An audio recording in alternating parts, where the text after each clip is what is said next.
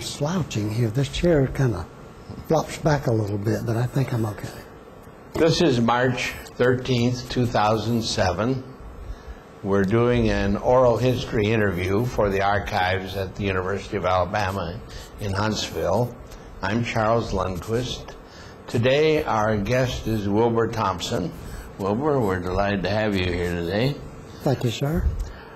We like to start out by letting you tell a little bit about where you spent your youth, where you were educated, and how you got into the space program. And then we can go on from there. Okay, very fine.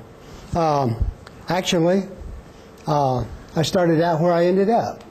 My younger years, at the beginning of my first memories, were here in the Tennessee Valley, over in the Gunnersville area. And actually, my early schooling was in Coleman, Coleman County. And I was in the 7th grade. We moved back to my parents' native home in Greenville, Alabama, about 50 miles south of Montgomery. You want anything on the military? Yes, go ahead. Many people have told about that. Okay, not a lot. I spent 5 years after graduating from high school, 5 years in the Air Force, was aircraft engine instructor. Was this delightful experience. World this War was II during the then, Korean War. Korean War, okay. Yes. And and traveled. I was in a mobile training group, and we had our mock-ups and our training film, and we traveled around the country to different air bases and updated the flight crews and mechanics on the aircraft. There was a man for every discipline in the aircraft. I was the engine, one of the engine instructors. It was after the Air Force that I attended college at Troy University in Troy, Alabama. And from there, I went to Langley Laboratory in Hampton, Virginia, before NASA. This was the days of NACA, which was the National Advisory Committee for Aeronautics. What year did you go there? 1956, about the middle of the year. There were 3 laboratories, Langley, Lewis, and Ames. And I was in the the dynamic loads division at the landing loads track, and we did testing on aircraft landing gear, drop test. We tested things like the gear on the huge B-70, nose wheel shimmy on the X-15, the high-speed aircraft, research aircraft. And it was about 2 years later, roughly, that NASA was formed in October 1958. We at Langley and the Lewis and Ames centers were the nucleus of NASA. Other agencies were added later. At about that time, just very shortly after that formation, the Space Task Group was formed there on the Langley Reservation, but over across the runways on the east side of the field, on the airbase side, and working to develop. They were responsible for developing and flying the Mercury capsule. Now, this was the group that Gilruth headed, was it not? That's exactly right, Dr. Bob Gilruth. I transferred over there about 6 months after they started. There were less than 100 people of us, including the 7 astronauts. And it was quite an exciting time, really a pioneering endeavor. I was more heavily, you ended up doing a lot of things. I was more directly involved with the landing loads, the impact loads, the protection of the astronaut on landing. We had, under the specially molded fiberglass couches, one for each astronaut. We had aluminum honeycomb structure under the couch to crush, to attenuate the landing loads. You hoped for a soft water landing, but you had to design and prepare for emergency contingency land landings. You had the possibility of high sea states and bad wave conditions, so all of that you designed for. I made trips out to Holloman Air Force Base at Alamogordo, New Mexico, armed with a suitcase loaded with the astronaut pressure suit for some additional tests. And they had the background on the research, the high-speed sled research for human tolerance. What can I tell you? It was an exciting time. We had 3 medical doctors there in the group. The Army doctor, Bill Augerson, actually came to Huntsville to ABMA to assist in the launch preparations of Able and Baker in the nose cone. And that was before NASA. Then in July of 1960, I believe it was the Development Operations Directorate of ABMA became part of NASA. Yes. The Marshall Space Flight Center was created. That gave me an opportunity to return home to Alabama for personal reasons, to be closer to family. And it's been a wonderful ride here at the center. And what organization did you go into? When you I went into the Future Projects Design Branch in the Structures and Mechanics Lab, which later became the Propulsion and Vehicle Engineering Lab. And primarily in mission analysis, we were, along with many other people at the center, Aero Lab and designers, endeavoring to find a way to get to the moon. Who headed that preliminary design group then? That was Wilson Schramm, who left in a year or so. But we were, I need to mention that at about this time, the lunar orbit rendezvous mode was picked for and selected for the lunar landing. And that put the center on the path for developing the Saturn V and the Saturn 1B. With the S4B stage, which was a little larger than the S4 stage, being the upper stage, the 3rd stage on Saturn V, and the 2nd stage on Saturn 1B. But I mention this because the S4B stage and the LIM, the new vehicle introduced for the moon landing, they factored prominently into my future work assignments.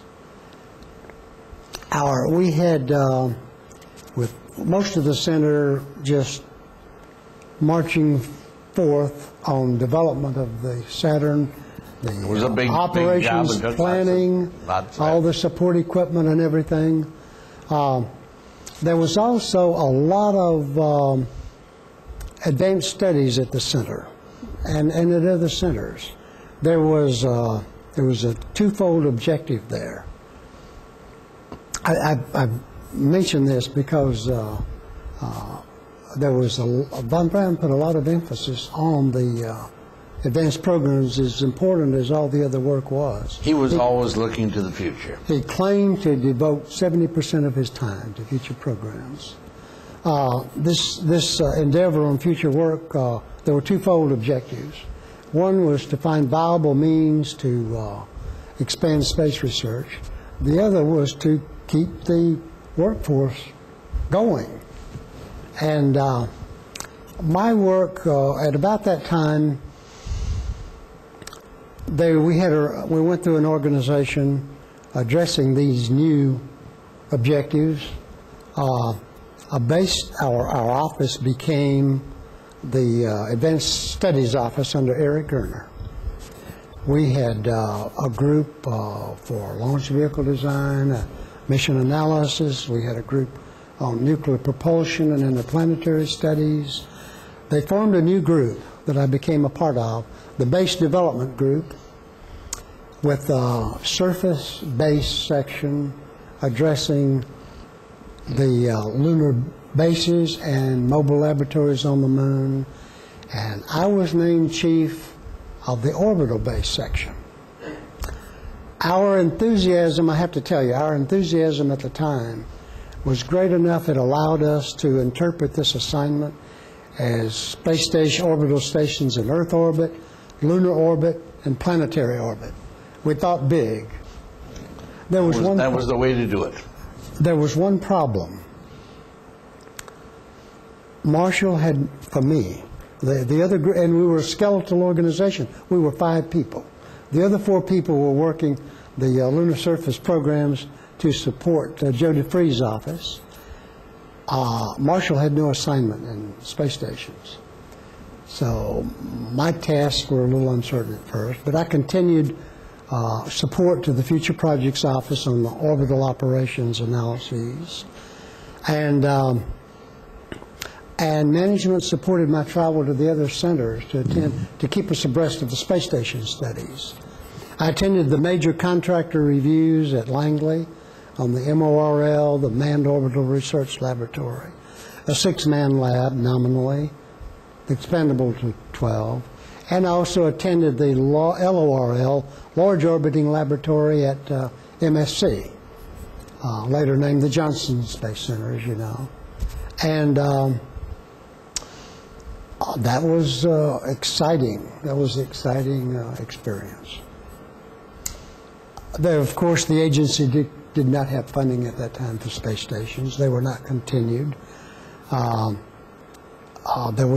word from headquarters was that we would have to plan programs built around hardware developed for the Apollo and Saturn. Houston started the Apollo X studies. This was the extended duration command and service module, up to 56 days, I believe, to do space experiments. They looked at small laboratories inside the payload adapter where the LEM would normally be carried. This would be on a Saturn 1B mission to low Earth orbit. They looked at dependent modules. They looked at grandiose modules with subsystems and the like. Those studies ended. Back at Marshall, I received a task to support the experiments office headed by Dr. Jack Cooper. You know him, I'm sure. And this was to take the LEM ascent stage, which was just a drawing at the time, it wasn't built yet, modify that as an experiment carrier in low Earth orbit. We called it the LEM experiment compartment. I had no support contractor task hours. The surface-based work was supported by Brown Engineering.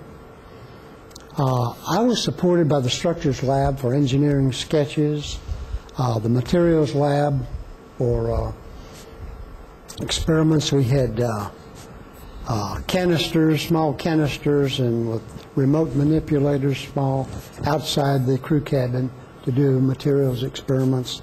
Other things not yet thought of for the inside. I traveled to, after a dry run at Marshall, I traveled with Von Braun on NASA 3 to Washington to present this to the MSFEB, the Manned Space Flight Experiments Board. Now, and it went fine, but now that was exciting to me. About what year was that? That was in about 1964, early. And you know, the mainline people and managers that traveled with Von Braun on the Gulf Stream, you know, that was probably old hat. But for a young engineer, that was exciting things, you know. Well, pretty soon, that was still ongoing, that project. Pretty soon I started I finally got some task hours from Brown Engineering, or for their support. I think it was 4 hours a week. And we started designing a pressurized module to fly inside the payload adapter area instead of the LEM.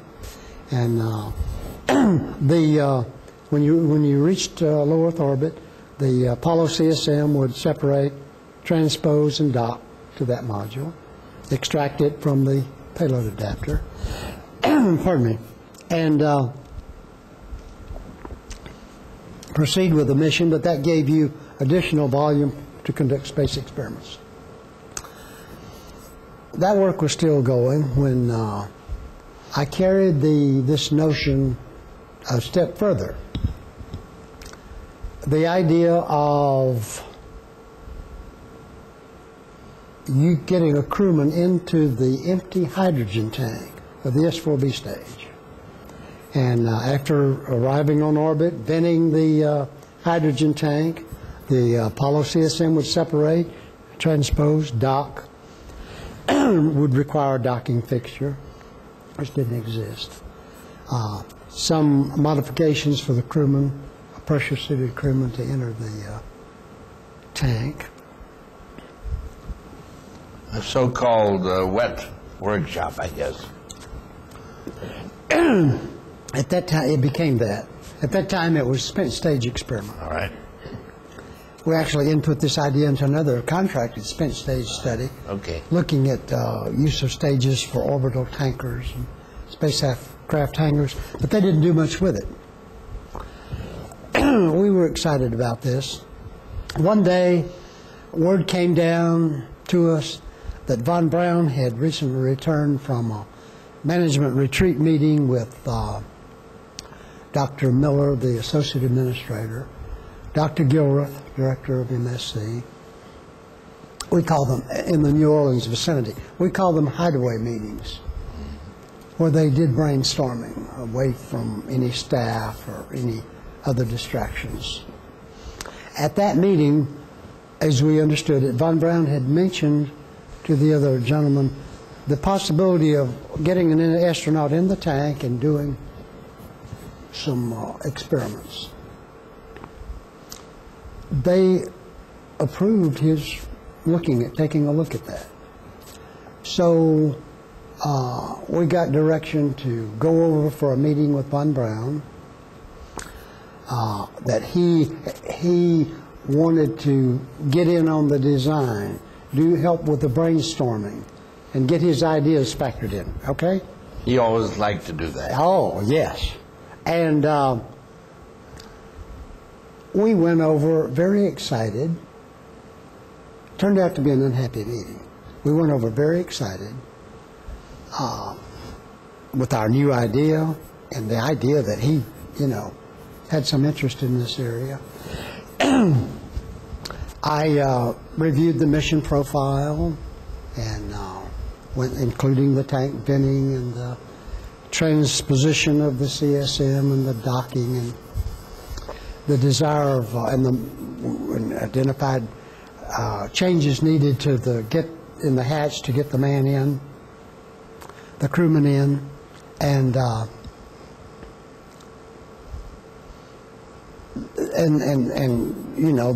desire, the need at that time of finding out what task a pressure-suited crewman can do in a weightless environment. And this was in the protective safety enclosure of the tank. Von Braun, asked his usual insightful, probing questions. The meeting seemed to go well. As I got near the end, he became more quiet. There may have been some unhappiness expressed.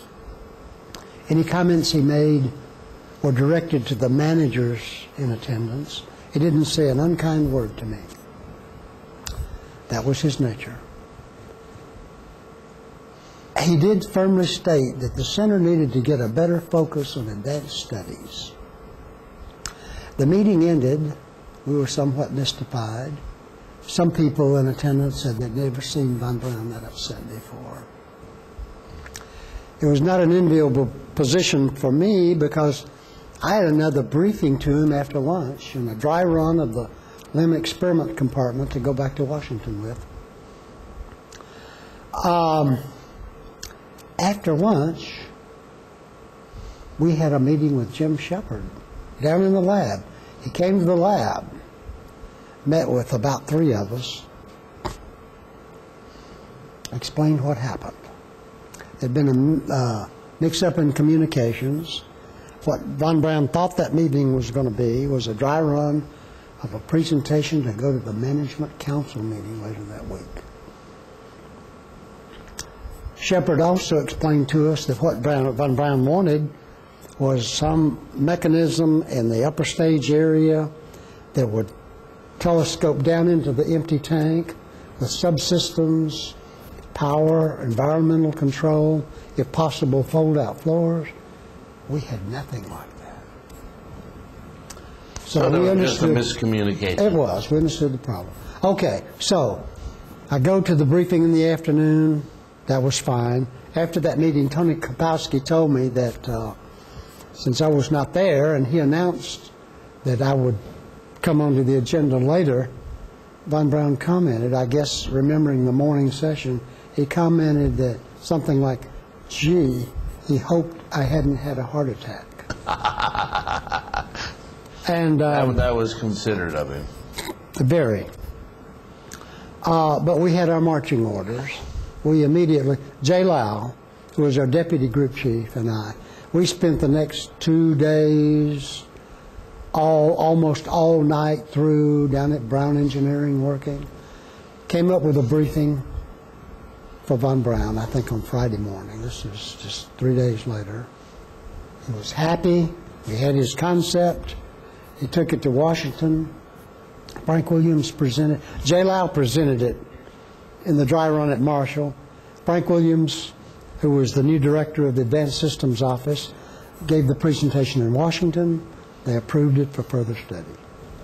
So we were off and running.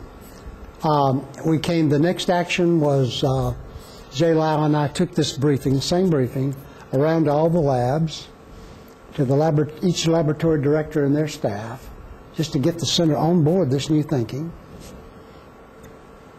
And Frank Williams established the S4B Workshop Technical Working Group. I forgot to tell you, Von Braun had the word workshop on our first meeting. That was his word for it.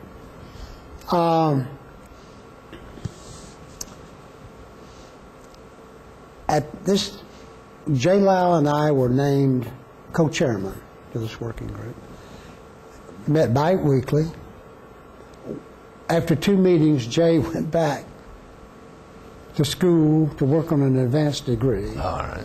And I was the chairman, and I continued in that capacity for about a year. We found out later, and there were other briefings to Von Braun, but we were back on the austere, spent stage, bare bones workshop kind of a thing. And you could sense that he understood the dilemma we were in, and he wasn't happy. I mean, he wasn't unhappy now. Mm-hmm. We didn't have his big scheme but anyway, there was a change in organization. The 3 advanced studies offices, one in PNVE under Eric Gerner, Fred DeJesu's office in Estrionics Lab, Horst Tomei's office in Aero Lab. These were co-located up to 4201, I believe, and co-located with the Advanced Systems Office. So now everything is under one central line of direction. Joe DeFree's lunar surface work, that office went away, the work came into Advanced Systems. Dr. Kutin's experiments office was gone shortly thereafter. So everything is realigned now. Then, concentrated. Yes, focused.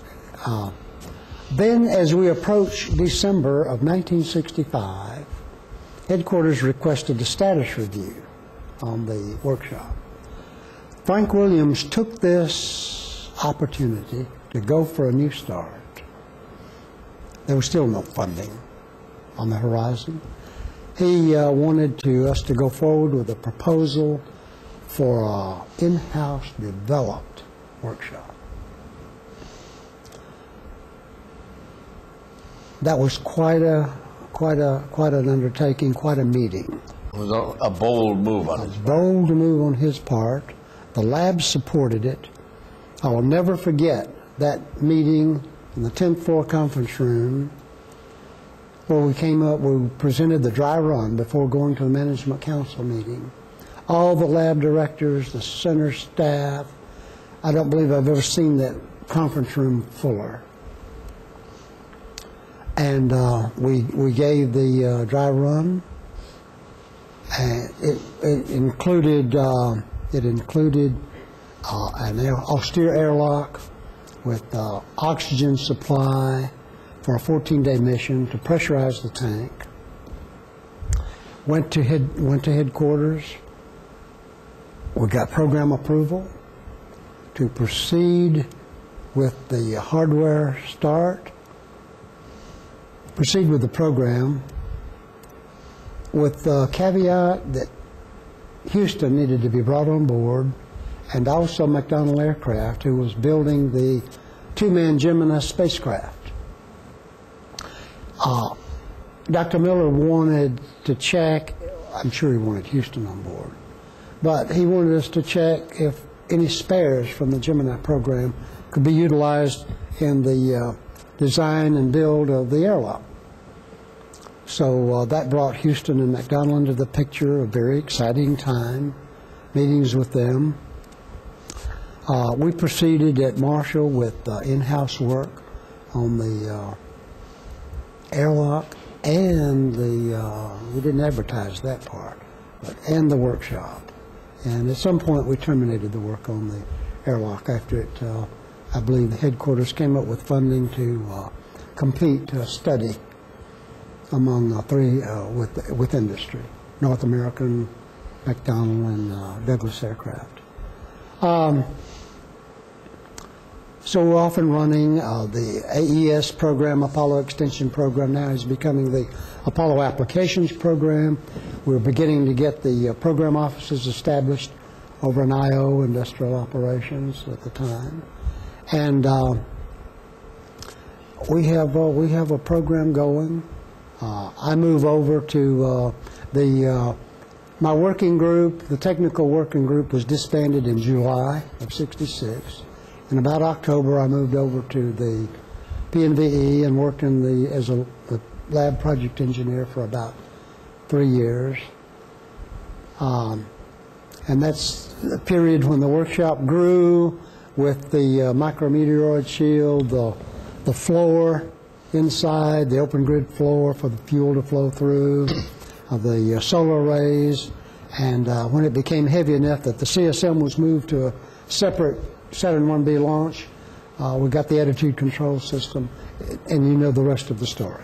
It went on to become the whole Apollo Applications Program was reduced down to the workshop, the airlock, the multiple docking adapter to accommodate the ATM. And no longer were you reusing one of the propulsion. It was the same stage, but it was non-propulsive. Yeah. It's now dry.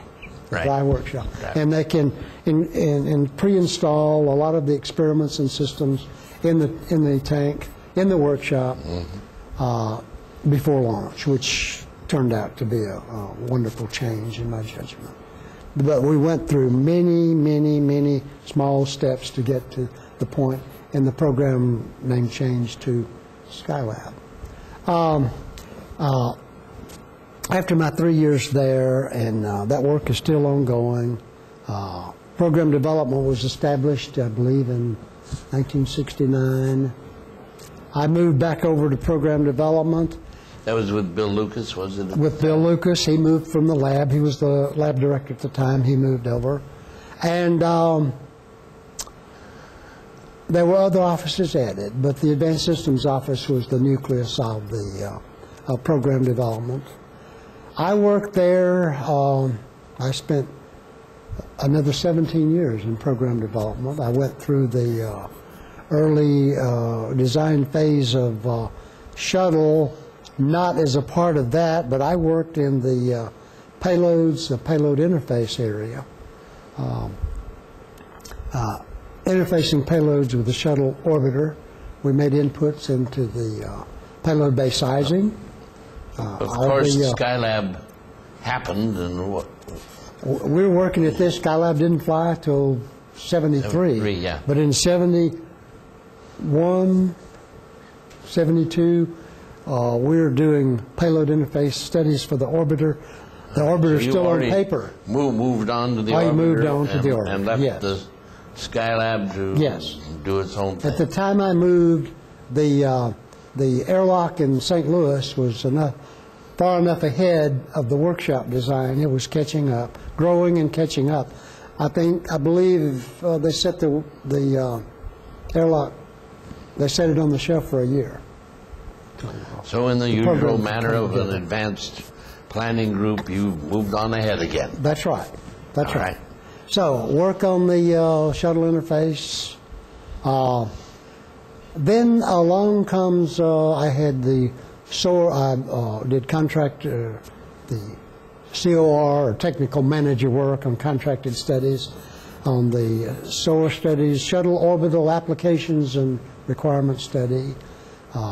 We analyzed in things like the manipulator arm on the orbiter for offloading payload spacecraft and upper stages out of the bay, foot restraint platform for the crewman, like you've seen used on the LST repair and that kind of thing.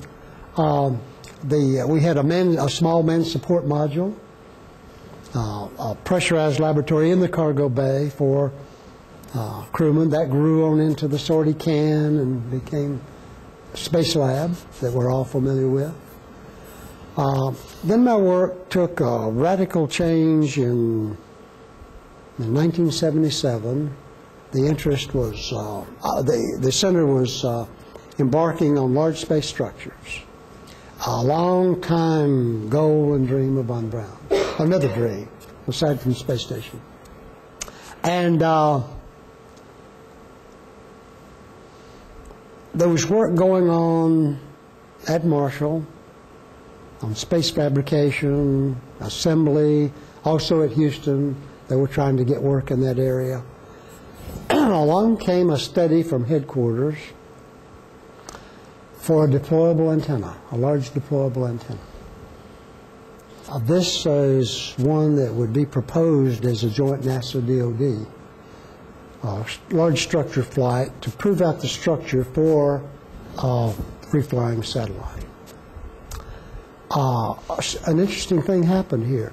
They competed this study between Marshall, Houston, and Langley, who already was doing work on large antennas, to see who would come up with the winning statement of work. Well, that was my assignment, and it won. Good for you. We got the assignment. Congratulations. And another thrill. I'm telling you, it's been a wild and thrilling ride all the way. That got me more involved with DOD. Had meetings in the Pentagon. One of the exciting times was, I should tell you, the large structure would support the civil sector, would support large communication satellites, radiometric observations of the Earth's surface, and for DOD, for the military, space-based radar, a proposed scheme with miniaturized electronics, phased arrays that would replace the old slant-side buildings on the dew line across Canada between the U.S. and Russia, or the USSR. And but one of the most exciting times was a seminar. This is after President Reagan had started the Star Wars endeavor for the anti-ballistic missile defense. There was a seminar. I gave a presentation at this.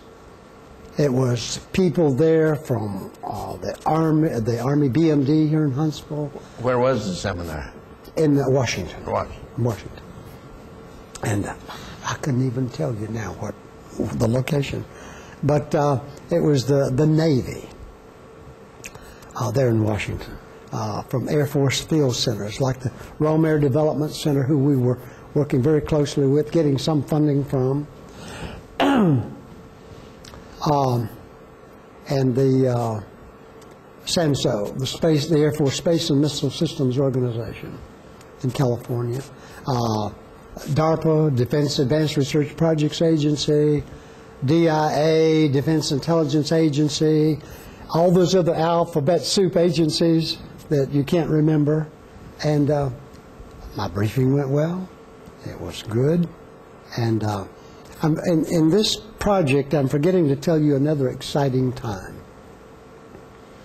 We went, again, on Gulfstream last week of December. I don't know why some of these special things that I was involved in always went to headquarters the end of December. I don't know if that's when the rest of the Apollo Saturn family took a break or what.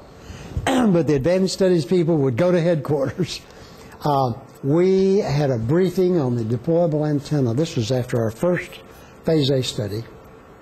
A briefing to the associate administrator, who at that time was John Yardley.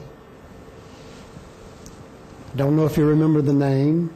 Oh, I made briefings to John Yardley. Okay, you know John Yardley. Yardley. He was the program manager at McDonnell for the Mercury capsule. I keep saying capsule. You know, I forget when the name changed to spacecraft. I guess when Gemini and Apollo came along, it became spacecraft. Someday, if I have time, I'll tell you, if you have time, I'll tell you how Max Faget came up with that design for the Mercury spacecraft. Nevertheless, John Yardley was program manager for Mercury, also for Gemini spacecraft, and he came to Marshall with some of his staff to present us their first design concept of an airlock for the S4B workshop. We went with Jim Murphy and Kerry Rutland and other people from Marshall, and we had the backing and support and attendance in the audience there with the AA of two representatives from BMD here in Huntsville, and Colonel Hymack from DARPA, and it was a good meeting. And, it was a good meeting. Good meeting, all right. And so we got continued study, approval. We got some funding from the Army and the Air Force, and continued that work. I actually carried that on to a program. It moved over to the projects office. It was discontinued at some point. It didn't fly, and it was reduced in size. But it was a very exciting project to be working. And I've got a couple more things if we have time. Go right ahead. We've got plenty of time. Okay.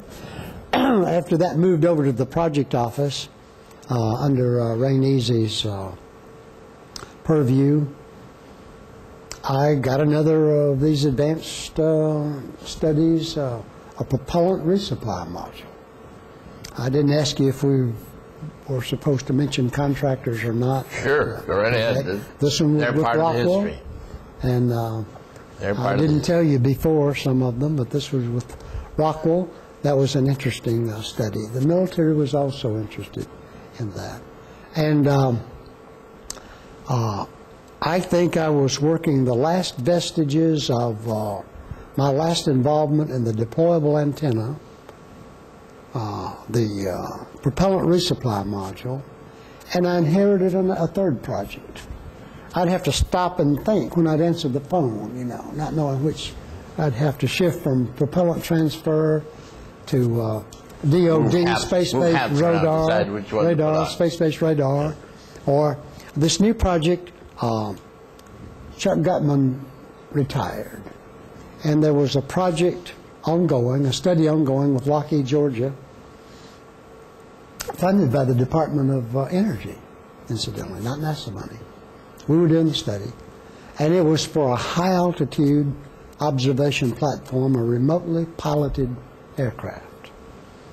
And Langley was working that kind of objective for solar-powered aircraft. And I don't know if Ames was in that at that point or not. But they did later. So you drew on your old aircraft experience then? I never worked the aircraft, but just the landing gear. You know? All right. So I didn't do the. Okay. So that got me into another arena, but you're close, you know. And but this was to And the reason for the Department of Energy interest, this was for carbon dioxide monitoring in the upper atmosphere. But if you've got a high altitude platform on station, and we proposed a test flight of this on Redstone Arsenal, where it was a microwave powered, microwave beams from the ground up, and we had a rectenna on the aircraft. But 12 miles up, you had an observation platform all the way to the Gulf of Mexico. Yes. It would be good for highway traffic, all kinds of applications. So that was very exciting work. And I believe that was, unless I've forgotten something, that was one of the last things I worked on. I finished the deployable antenna work shifted. I concluded the propellant resupply study, resupply module. We came up with a design. And the high altitude observation platform, I believe, was about the last project before my retirement. That was a fun way to end a career. It really was. Very exciting, and working with the other agencies. When did you retire then? I'm almost ashamed to say it was so long ago. It was in 1988. So I'm back retired in the Tennessee Valley. Both my children live here. My grandchildren are here. So I'm blessed and more fortunate than a lot of my cohorts who have their grandchildren scattered around the country. Have you done any other interesting things since you retired? I've done a lot of interesting things. It was my intent to work after retirement, to continue work, and I don't know if I didn't look hard enough or people weren't interested in me, but I never really found anything, and my wife was still working at Intergraph at the time, so I remained very busy on the home front and helping with grandchildren. My wife and I have done extensive travel in the country with the motorhome. We had about a decade of that. We even in 1966 traveled to Virginia and attended an old NACA reunion there in Hampton, Virginia. And we've been on cruises. Last year we sold the motorhome. Last year we were on a cruise ship in the Mediterranean Sea. It was about our third trip to Europe. So it's retirement. I stayed busy. Yesterday I was at classes here at UAH. I had to go to a therapist for a little back issue that's coming along good. Tomorrow I'm going to seminars. It just stays busy. You've had I wouldn't have had time to work, I guess. You've had a wonderful career. I have. In conclusion, are there any thoughts you would like to leave with the new generation of people that are coming on board in NASA and trying to repeat some of the things that were done years ago? Any advice or thoughts for them? You didn't ask me that. You didn't warn me about that question, but yes, something comes to mind. You know, this came up in one interview I did after I retired, and I didn't tell the gentleman this. The question was, did I believe that experience was a meaningful, significant thing? And I didn't answer the question very well, and it is. You learn things along the way. You learn about things you never heard of or dreamed about, you know. What is, Bob, what is it, atomic oxygen, what is it, the Atomic oxygen deterioration of materials. Of material. Yeah. You learn about those kind of things, you know, just because of the meetings you're in. You learn a lot of things. But and the pioneering work at Langley with the astronauts, we found ourselves in a biomedical kind of situation where we had to do research on human tolerance to acceleration and noise limits and that kind of thing. Experience is very important, but the main message I want to leave for young people is not be inhibited. I remember when I came up with the idea for the spent stage experiment and getting the astronaut in the tank. I thought I was the one that invented that. And I learned later, you know, when von Braun came back from the meeting, that other people had thought of that. Where he got the idea, I don't know. We learned later that McDonnell, after the end of the space station studies, they sent an unsolicited proposal to Langley to do some kind of in-orbit conversion or retrofit an S4 stage for a space station and would use Gemini spacecraft. That never went anywhere. But I learned later other people had that idea too. But for a while, I thought it originated with me. The main point being, young people should not be intimidated to go forward with an idea that they have. You'll find out if it's a good idea or not a good idea. I had people that tried to shoot me down on that, you know, but we persevered. You know, they came up with things like at the triple point temperature of hydrogen, the tank probably won't vent completely, you know. It may ice, you know, or clog the vent. But we persevered. And so I guess that would be my main message to young people is don't be intimidated. If you have an idea, go forward with it. Well, that's a very good thought to leave with the young folks and to conclude the interview. And Shirley, thank you for being here today. It has certainly been my pleasure, and I've enjoyed it. Thank you.